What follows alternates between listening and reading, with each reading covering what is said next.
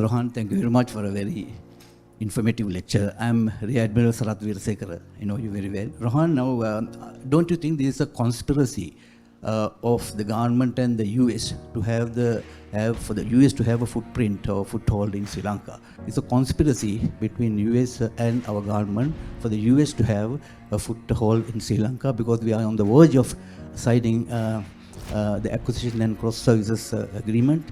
Number two, you're also Anandian. We are very proud. And Anandians produce, like any other school, produce patriots. And patriots are required to protect the country. And even in future, we require patriots to protect the country. And I don't agree with you when you say the students should not be indoctrinated in that manner. Let me respond first. You have served Sri Lanka. So I have great admiration for your service. Even if you have disputed me, I salute you for the work that you have done for this nation. As much as I respect you, I have to dispute you today because you have become a conspiracist and you should not do so.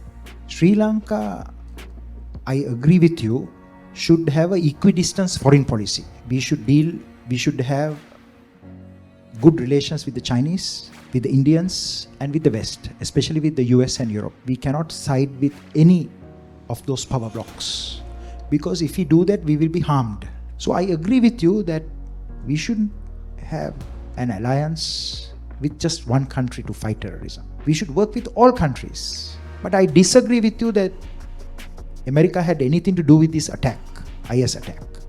This is by a terrorist group. The United States is not behind the group called the Islamic State. I have seen a lot of propaganda in Sri Lanka saying that ISIS is nurtured by the US is not true. Certainly, US made a mistake by invading Iraq that created the environment for IS to emerge. But US never funded IS. This is wrong. I have interviewed many Al-Qaeda members. US also never funded Al-Qaeda. US funded the anti-Soviet multinational jihad, but not that group called Al-Qaeda. These are very fanatical groups. They wouldn't get US assistance. So I agree with what you said in terms of having an equidistant foreign policy. That's what you didn't say, but what is in your heart. Because we suffered a lot in the past. Your question about my own school that you and I treasure, it produced the fighters necessary for that time. Time has passed.